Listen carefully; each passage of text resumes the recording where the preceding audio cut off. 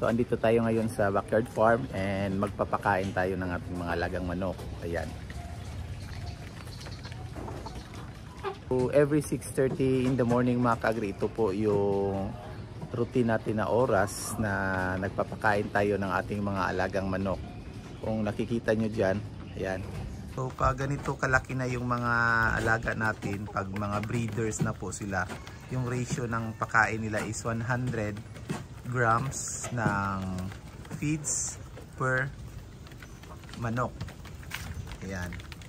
So bali dito mga ka-agri, siyam na manok yung nakalagay dito sa isang coop. So tinitimbang namin. So 900 grams yung pinapakain namin once a day lang po, every morning, every 6:30 in the morning. Ayan. Tapos papalitan namin yung tubigan nila. Ayan.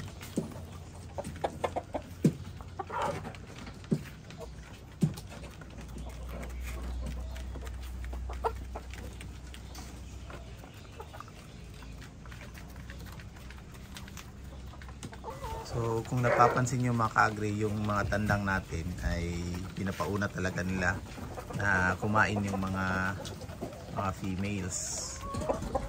Yan. Napaka gentleman talaga itong mga mga lalaki.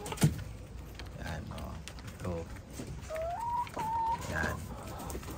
Iba talaga yung ugali ng mga males na mga RIR. Yan.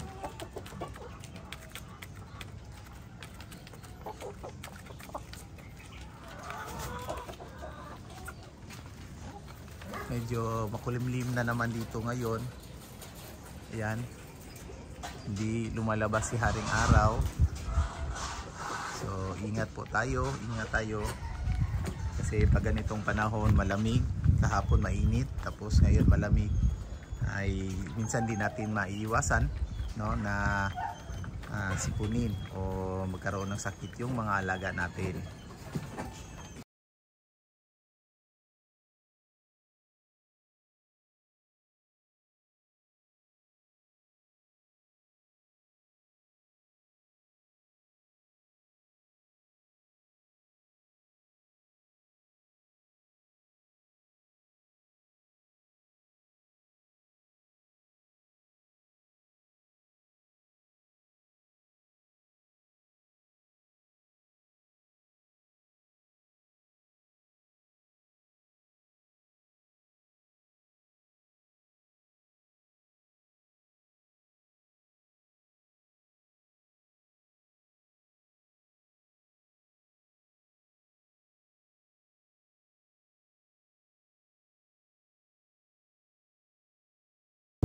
So ayan mga ka-agri, gagawin namin at pili namin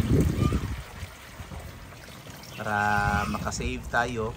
So instead, isang sachet kada galon, half na sachet kada galon. Kasi hindi naman nila mauubos yan mga ka-agri sa ngayong umaga. Kasi pag tanghali po, pinapalitan na namin ng Vitamin Pro.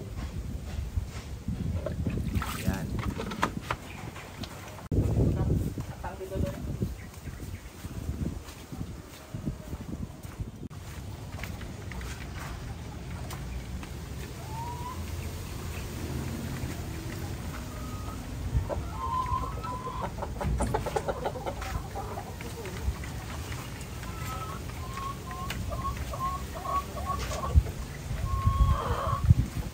Ito may halong egg 1,000 yung tubig nila ngayon.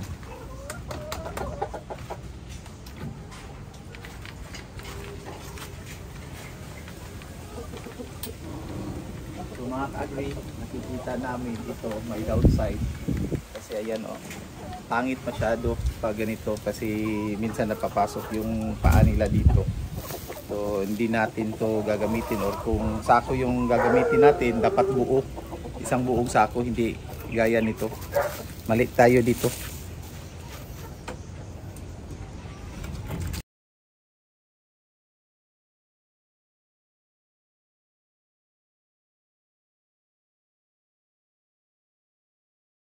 Amin mga ka-agri, ito yung mga gamot tsaka vitamins na ginagamit natin. So marami itong klase mga ka-agri.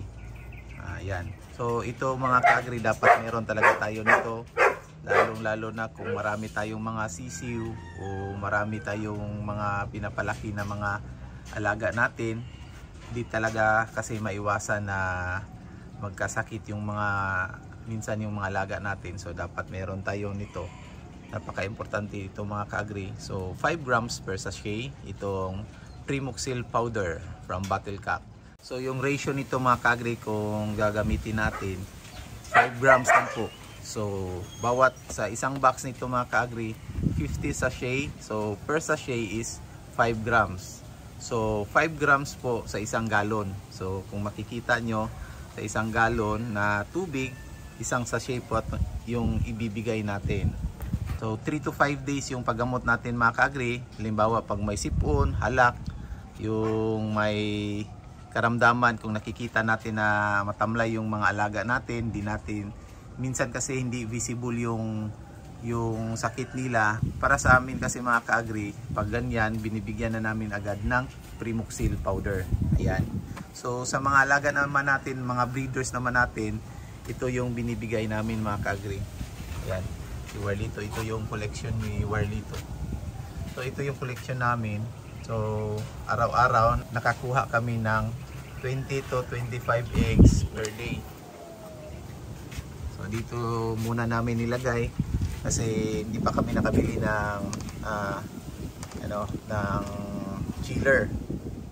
So ayan mga ka-agri, mabibili ito sa mga AgriVet supplies. So I'm sure sa lahat ng mga AgriVet na malapit sa inyong lugar, maraming stocks na mga Bottle Cap products. So hindi tayo mabalaka mga ka-agri kasi maraming available ito sa mga AgriVet supplies. Bottle Cap.